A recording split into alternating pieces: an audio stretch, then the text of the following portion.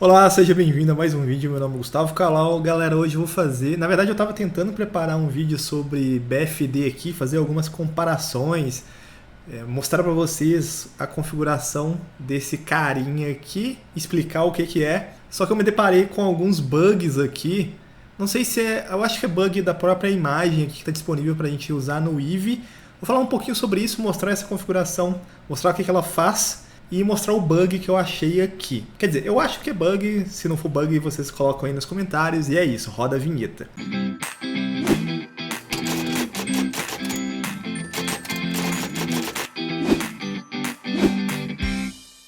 Galera, é o seguinte, eu tenho essa topologia aqui, a gente tem aqui R1, aí eu fui testando uma porrada de imagem, demorou pra caramba pra eu testar isso aqui.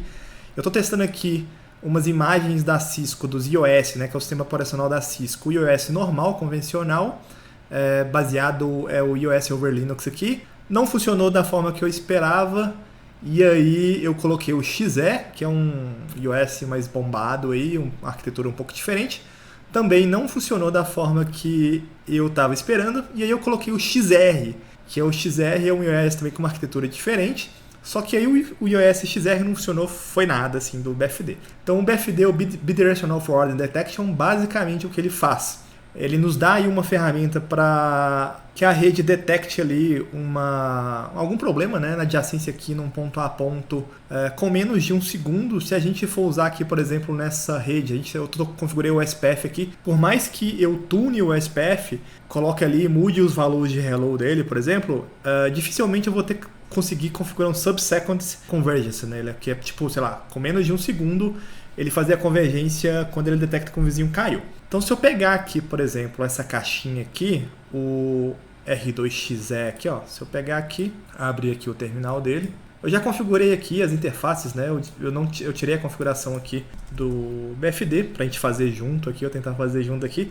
Show IP ou SPF Neighbor aqui. Eu tenho duas adjacências, se eu mudar aqui, ó, eu tenho aqui com R1 e com o R3, né? O 1.1.1 aqui é o meu R1 e aqui o 1034 é o R3, beleza. Se eu vier aqui, show IP OSPF interface, sei lá, giga 1, ele me mostra aqui, ó, que os temporizadores aqui, ó, o hello tá 10, o dead interval tá 40, o wait tá 40 e o retransmit tá 50. Quer dizer o quê? Que se eu perder 4 hellos, eu vou considerar aquele vizinho morto, né? E aí eu faço a convergência do SPF. Mesmo que eu mude aqui para 1 segundo, que é o valor mínimo que eu consigo aqui no SPF, deixa eu ver, nessa caixa tem menor aqui. Interface giga 1, hello interval. Ó, o mínimo que eu consigo aqui é 1 segundo. Então mesmo que eu coloque aqui 1 segundo, o máximo que eu vou conseguir aqui é 4 segundos, né? Que eu tenho que perder 4 hellos, o hold ali, né? Para ele considerar o cara morto. Então se eu pegar o R3, vou abrir aqui a configuração dele, abrir aqui o terminal, né? R3 aqui, conf espaço T, conf espaço T, interface giga 1, e eu pegar aqui o R2, vou dar um end aqui, se eu pegar aqui, ó, show IP OSPF neighbors, show IP OSPF neighbors, repare aqui, ó, a minha adjacência com o 1034, que é esse roteador aqui, ó, o dead time tá 35 e esse valor ele vai caindo, né, ó, 34, 33, 32, 31 e depois ele sobe de novo, porque ele recebe um reload de 10 em 10 segundos, então nunca vai passar de 30 ali. A não ser que eu venha aqui e dou um shutdown na minha interface aqui que liga com o R2XE, vou dar um shutdown aqui. Vocês vão ver aqui, ó, que esse contador aqui, ele vai agora, ó, 34 segundos, ó, 30 segundos, ele não vai renovar, né? Porque agora ele deixou de receber hello, 27 segundos, então quando ele chegar no zero aqui, ele vai considerar aquele vizinho morto. Então ele vai esperar aqui, né, 30 e poucos segundos, 40 segundos, para aquele vizinho ser considerado morto. Mas minha rede já está parada, né? Minha rede parou, por quê? Porque esse cara aqui não existe mais, né? Eu matei essa adjacência aqui. E isso para a rede, às vezes numa rede muito crítica, é um valor muito grande, né? A gente não quer que ele espere 40 segundos para saber que esse vizinho morreu. A gente quer fazer algum tipo de configuração e agora, ó, depois, ó, full to down, né? Agora esse vizinho nem existe mais, né? Nem aparece aqui na tabela de vizinhos. Então a gente quer poder, né, tunar o nosso protocolo aqui, fazer um tuning, um ajuste fino aqui, para que esse valor seja o menor possível e minha rede faça convergência de forma mais rápida. Tem alguns pontos negativos de você mexer nos timers dos protocolos, né? É que você gerar mais LSA aqui no caso do SPF, né? Você gera um pouco mais de fluid na rede aqui, pacotes de controle ali.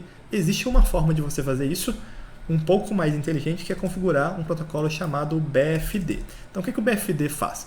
Ele vai ficar gerando aqui uma sonda, né, uma probe entre o R2 e R3, e quando eu configuro ele dos dois lados, eu mando uma probe, essa probe volta para mim, e aí eu considero que esse cara está ativo. Se esse cara mandar a probe e essa probe não rebater para mim, né, não tiver o eco de volta para mim, eu considero esse vizinho fora e aviso para o SPF que esse vizinho aqui não existe mais. Por que o BFD é uma coisa legal? Porque eu consigo fazer aqui probes abaixo de 1 segundo, eu consigo chegar ali a milissegundos, né? E eu consigo também uma forma mais elegante, né? Em vez de ficar gerando LSAs ali de 1 em 1 segundo, ter um overhead maior aqui na rede, e eu consigo avisar isso para o SPF. Eu posso avisar para o SPF, posso avisar para o ISIS, posso avisar para o BGP, enfim, para o EGRP também. Então é um protocolo independente de mídia aqui também, então uma solução muito elegante, se não me engano foi criada pela Juniper. Então vamos configurar esse cara aqui e eu vou mostrar o bug que eu achei. Eu vou startar uma captura aqui entre o R2 e o R3, capture, e aqui eu vou colocar aqui a porta G2, né, GI2 aqui, ó. Vou dar aqui um capture, GI2, vou abrir o Wireshark aqui. Então o meu Wireshark aqui, ele só vai, por enquanto, né, mostrar o OSPF, né, porque não tem mais nada rodando aqui, não tem um ping nem nada aqui. E aí eu vou configurar aqui, primeiro na caixa R2 e depois na caixa R3. Então vem aqui, configuro aqui no R2 o BFD. Aqui no IOSXE eu configuro isso a nível de interface. Então vem aqui na interface G2. E aqui eu configuro o BFD. Aí eu vou colocar aqui o intervalo. Vou colocar aqui de 100 milissegundos, né? É 1/10 de segundo, né? 1000 milissegundos é 1 segundo, então eu vou mandar aqui no 1/10 de segundo, que é 100 milissegundos. 100 milissegundos eu vou mandar uma probe ali. Eu vou falar aqui que o mínimo RX que eu consigo processar também vai ser de 100 milissegundos. E aí eu vou colocar aqui um multiplier de 3. Isso significa o quê? Que eu vou mandar probes de 100 em 100 milissegundos. Eu só consigo processar probes de no máximo, né? No mínimo, né, 100 milissegundos. Se o cara me mandar uma probe de 50 milissegundos, eu não vou conseguir processar. E o multiplier 3 quer dizer que se eu perder 3 probes, por exemplo, 300 milissegundos, eu vou considerar aquele vizinho morto. E aí eu ativo o BFD, falo em qual protocolo que eu vou ativar esse cara. Vou dar aqui um IP OSPF BFD, e aí eu ativo já o BFD aqui no SPF. A partir do momento que eu ativo, eu já vejo aqui o BFD rodando, né? Repare que a gente vai ter aqui um ICMP Reachable, uma mensagem de erro, porque eu não configurei o outro lado. Então, se a gente vai pegar aqui nesse ICMP Reachable, quer dizer que eu estou mandando aqui, ó, um pacotinho aqui, UDP, que é o UDP aqui, ó, no BFD Control na porta 3784, mas eu não estou tendo a resposta desse cara, e aí eu tenho aqui um Port Destination Reachable, né? Quer dizer que aquele cara não está configurado ainda, simplesmente assim. Beleza. E aí eu venho aqui no R3 e configuro o BFD do outro lado também. E aí eu venho um conf espaço T, interface G1, IP, BFD, BFD, interval, aí vou colocar aqui também 100 milissegundos, vou colocar aqui mínimo RX também, e aí vou colocar aqui mínimo RX também, 100, e vou colocar aqui um multiplier 3, que é o mínimo, né, de multiplier aqui que pode colocar, e eu vou ativar o BFD na interface aqui, no OSPF, né, BFD, IP OSPF BFD, IP OSPF BFD, beleza. E aí a gente vai parar de receber aqui aqueles Destination Reachable. Então tá funcionando, o eco tá indo, tá aqui o 102301 mandando aqui pro 103202, porta 3785 usando o DP aqui, BFD Commessage, beleza. Qual é o bug que eu acho que tem aqui? Se eu pegar aqui, por exemplo, e mudar a minha configuração aqui nessa interface, e colocar aqui que o mínimo RX que eu consigo processar, por exemplo, é 150, deveria parar o meu BFD. Por quê? Porque o cara está mandando 100 milissegundos, de 100 em 100 milissegundos, o R2 aqui, por exemplo, eu estou falando que o mínimo que eu consigo é 150, ou seja, eu não consigo processar de 100. Só que o BFD continua funcionando. E aí, se eu vier aqui na mensagem de controle do BFD, aqui ó, controle, uma coisa importante também da gente lembrar aqui, ou reforçar aqui, que somente a mensagem de controle do BFD vai ocupar a CPU do equipamento. Essas mensagens de eco não ocupam a CPU do equipamento, o que é muito legal, né?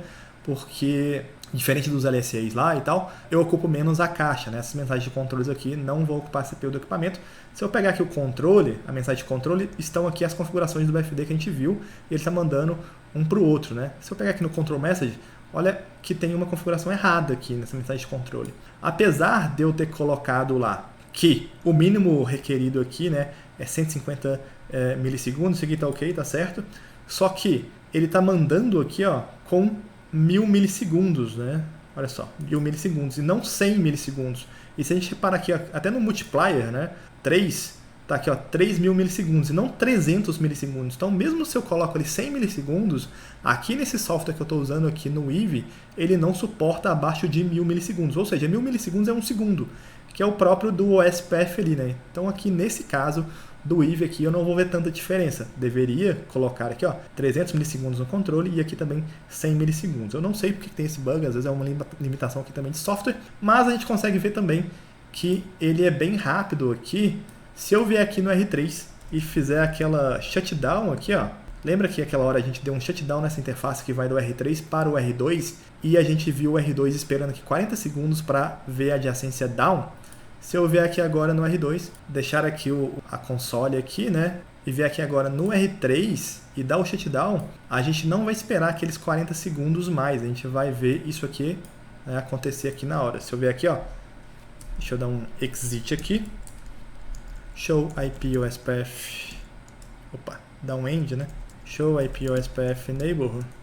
Repare que aqui 31 segundos, né? Aí vai para 38, 39 ali. Agora eu vou dar um shutdown aqui, ó. Tem que aparecer aqui na hora. O BFD já informou para o OSPF que aquela interface ali, ele não está recebendo mais a probe, né? E aí, se a gente ver aqui, ó, a gente não vê mais aquela adjacência. Ou seja, aconteceu ali praticamente quando eu apertei o Enter ali. Então a gente consegue ver que a convergência aqui é muito mais rápida, né? Então agora eu fiquei apanhando um pouco aqui para descobrir aquele bug ali, porque não estava funcionando direito as configurações. Eu acho realmente que é um bug. Se você acha que não é, faz a configuração, testa e me manda aí. Até porque na mensagem de controle eu provei que ele está colocando os valores errados ali, né? Se eu vier na minha configuração aqui deveria ser multiplier 3, deveria ser 300 milissegundos e não 3000 milissegundos. Enfim, existem várias limitações também no uso do BFD. Eu recomendo que você busque ali no datasheet do seu equipamento, na versão do iOS, para ver as limitações também que existem. Tem limitação também de banda disponível na interface para o BFD funcionar corretamente. Enfim, tem outras coisas aí que importam na configuração desse cara, mas é uma forma da gente tunar os nossos protocolos aí para convergência de forma mais simples e mais rápida, sem gerar tanto overhead aí na rede, com o ajuste dos timers dos protocolos. E é isso, galera. Obrigado que você gostou desse vídeo. Deixa um seu like aí, compartilha assim no canal e nos vemos em breve. Até a próxima.